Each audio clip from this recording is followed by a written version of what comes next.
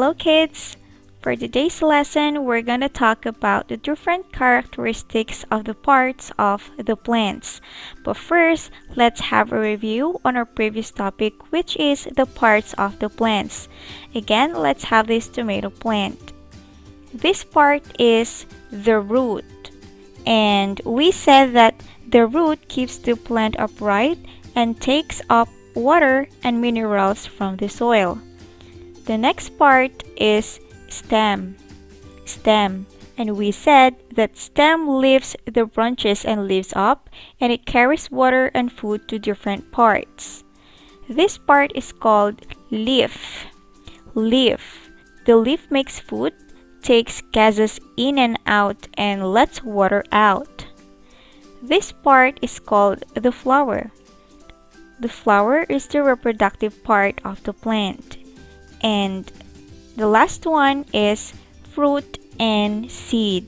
Fruit comes from the flowers and holds seeds. Seeds will grow into new plants. So those are the 5 most important parts of plants. Now, let's move on to the different characteristics of the parts of the plants. Let's start with flowers.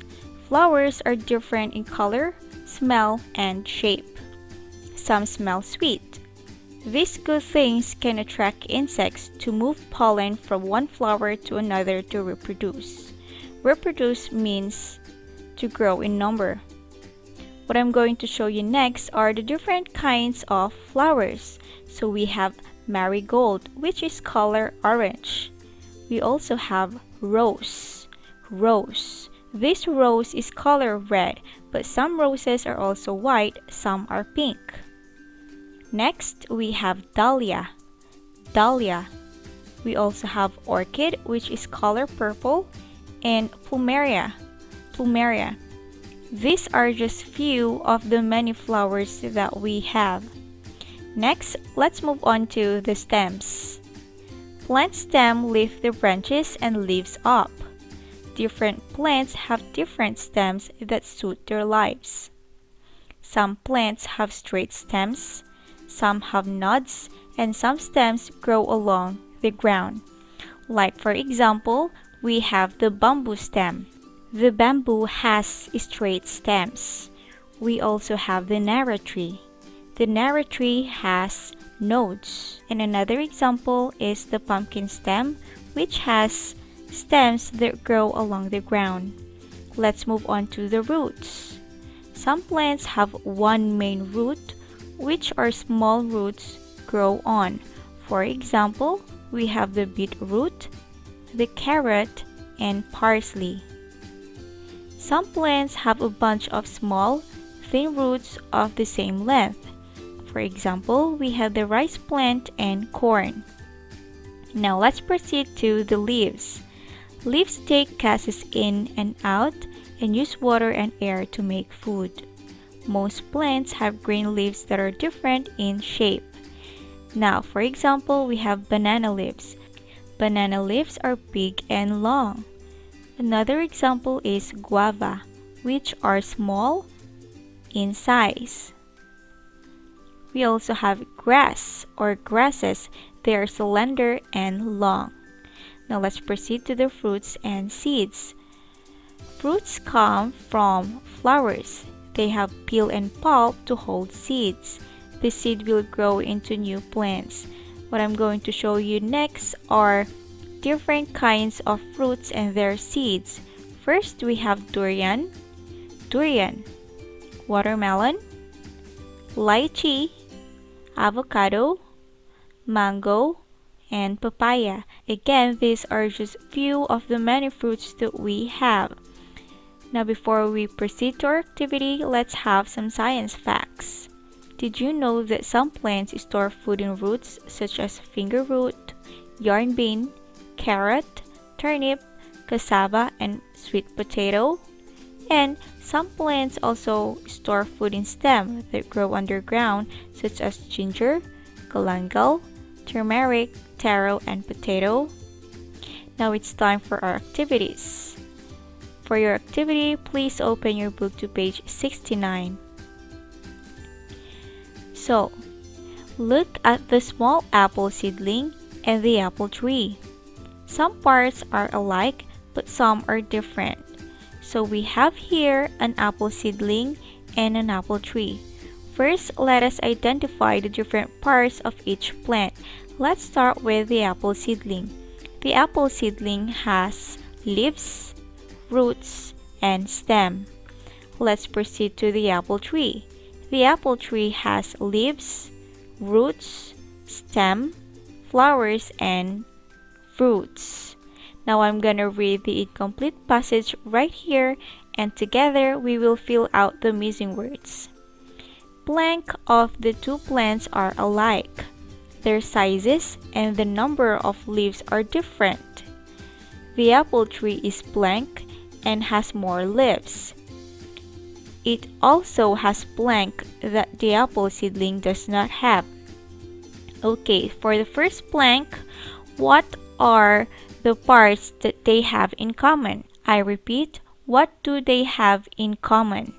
Do they both have leaves? Yes, they both have leaves. Do they have roots? Yes, they have both roots. What about stem? Do they have stems? Yeah. Yes, they both have a stem. So, both the sapling and the tree have leaves, roots, and stem. Now let's continue. The apple tree is blank and has more leaves. Is it bigger or smaller? If you said it's bigger, then that's right. The apple tree is bigger than the sapling. And for the last sentence, it also has blank that the apple seedling does not. What does the apple tree have that the apple seedling does not have? I repeat, what does the apple tree have that the apple seedling does not have? That is right. The apple tree has flowers and fruits, and the sapling does not have flowers and fruits. Let's proceed to the next activity. If a plant loses any part, what will happen to the plant? We have three pictures of plants here. The first plant is without roots. The second plant is without leaves, and the third plant is without flowers. So, to answer this one, I will give you choices. Make food, absorb minerals from the soil, or reproduce. So you will choose your answers from these three choices that I gave you. Let's start with the first plant. If the plant loses its roots, it cannot blank. If the plant loses its roots, it cannot blank. Is it make food, absorb minerals from soil, or reproduce? If your answer is absorb minerals from the soil, you are correct. Now let's proceed to the second plant. If the plant loses its leaves, it cannot blank. Is it make food or reproduce? That is right, they cannot make food. And for the last one, if the plant loses its flowers, it cannot make more plant or reproduce. That's for this activity. And for the last part, again, I'm gonna read the passage about roots, and together we will answer the questions below. Roots of vetiver grass are very strong. Like a wall, the roots expand and grow deeply into the soil. They absorb water well and help protect the soil from wearing away. First question, what are the roots of vetiver? First question, what are the roots of vetiver grass like? First question, what are the roots of vetiver grass like? You can find this on the second sentence. The roots are like a wall.